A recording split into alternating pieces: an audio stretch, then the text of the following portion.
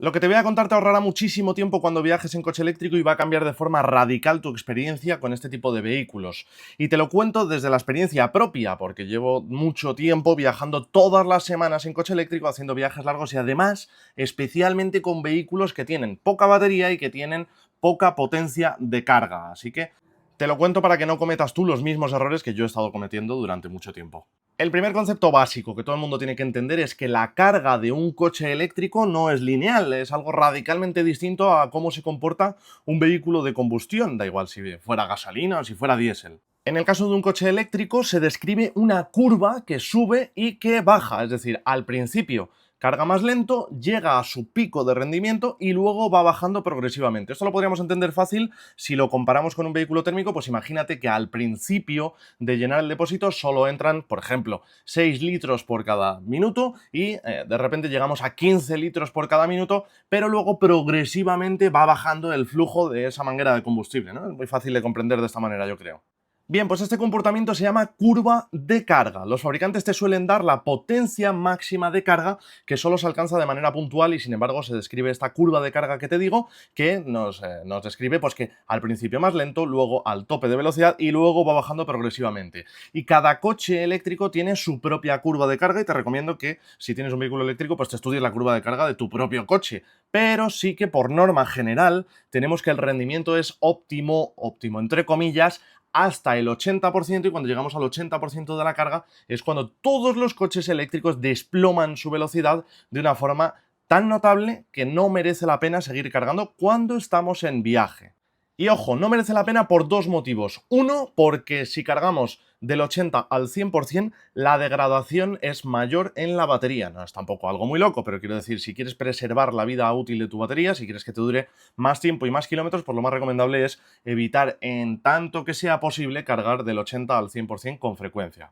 Pero es que además, como te decía, es una cuestión de tiempo y te lo voy a enseñar con cifras concretas. Podemos mirar cualquier coche y de hecho ahora hablaremos de más, pero bueno, vamos a hablar por ejemplo del Tesla Model 3, que es un coche que tiene una buena curva de carga, pero sobre todo es uno de los coches eléctricos más vendidos en nuestro país. Es un coche que, atento, y te lo voy a estar enseñando en pantalla, pero si lo cargas del 0 al 100%, mantiene una potencia media de carga de 49,8 kilovatios. Muy baja, sobre todo si tienes en cuenta que es un coche que llega a un rendimiento pico de 170.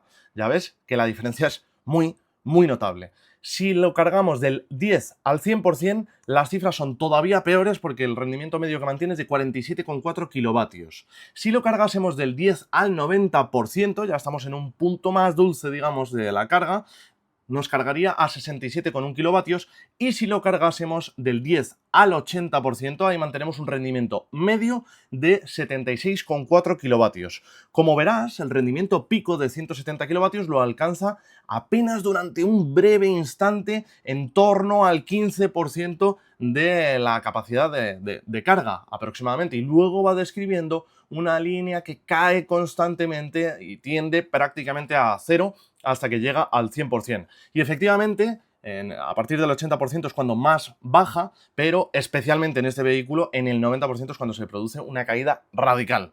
En este coche en concreto y por esa curva de carga, lo óptimo para mantener el mejor ritmo posible, la mejor potencia media, estaría entre el 3% y el 49% de la batería.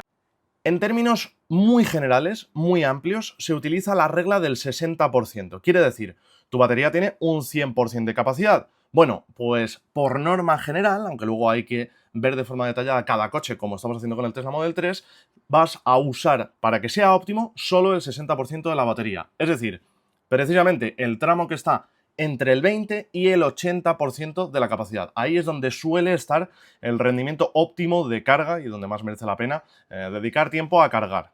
Pero en este coche en concreto, como verás, el rango óptimo está entre el 3 y el 49%. Luego veremos otros coches y la velocidad óptima que puede mantener de media es de 82,1 kilovatios, que como ves es muy distinta a los 170 kilovatios que se utilizan para saber la potencia máxima de carga, que como digo, es muy puntual. El tiempo óptimo de parada para cargar el Tesla Model 3 es de 19 minutos y 50 segundos. Es decir, es, digamos, la menor cantidad de tiempo que podemos emplear en relación al máximo de carga que podemos conseguir. Sin embargo, Esto yo creo que se entiende mucho mejor con estas cifras. Verás, para pasar del 20 al 80% de la batería en el Tesla Model 3 tardaríamos en torno a los 25 minutos aproximadamente. Para pasar del 80 al 100% de la carga, ojo, al principio estábamos hablando de un 60%, del 20 al 80, de ahí lo de la regla del 60%.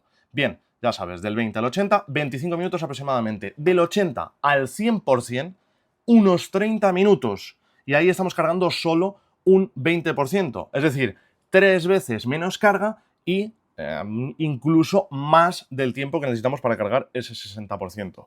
Como veis, la relación es muy, muy llamativa. Y esto, ojo, como te decía antes, merece la pena verlo en concreto en el coche eléctrico en el que tú estés pensando, porque las diferencias son muy notables. Por norma general usamos esa regla del 60%, es decir, merece más la pena cargar del 20 al 80% que del 0 al 80, que del 0 al 100%, etc. Bueno, siempre hay que mantener como norma general esa regla del 60%, pero ojo, porque mira, por ejemplo, en el BY de Dolphin, otro coche muy vendido en España, del 20 al 80% tardamos en cargar en torno a los 30 minutos y del 80 al 100% necesitamos solo para ese tramo 20 minutos. Como ves, no merece la pena realmente cargar ese tramo entre el 80 y el 100%, sobre todo cuando estamos en viaje y queremos optimizar el tiempo.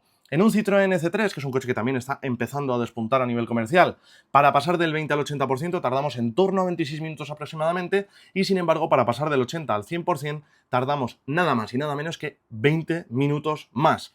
Lo mismo para cargar 3 veces menos de batería.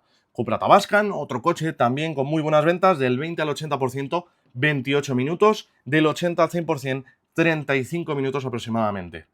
Y otro coche más que también está teniendo éxito comercial, Hyundai Inster, del 20 al 80% en torno a 30 minutos, del 80 al 100% en torno a los 20 minutos.